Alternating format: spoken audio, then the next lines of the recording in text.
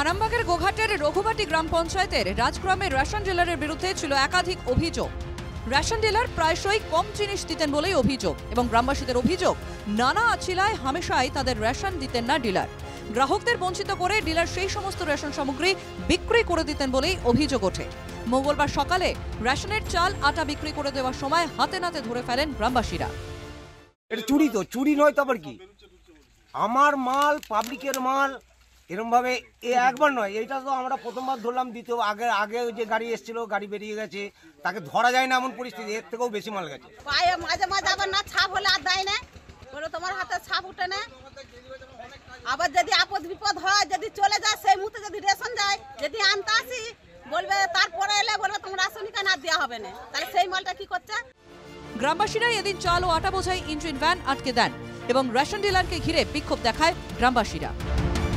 Ration ডিলারের দাবি, গ্রাহকদের আটার পরিবর্তে ময়দা দিতেই তিনি আটা বিক্রি করেছেন। আটাটা বিক্রি করি, হ্যাঁ বিক্রি করেছি।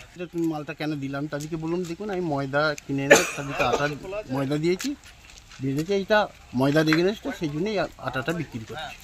এর আগে একবার টাকা বলতে ওই তো মোটামুটি ধারণা 13 বস্তা দিয়েছে, 13 বস্তা চাল দিয়েছে 1350।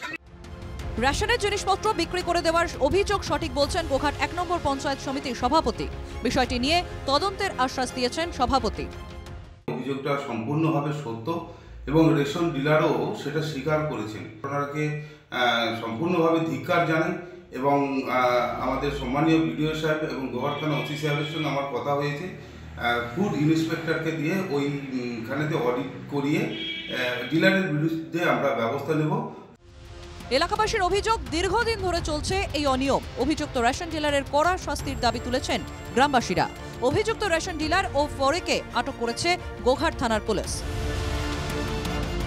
আরামবাগ থেকে তুহিন পাত্রের রিপোর্ট, এনকেটিভি বাংলা।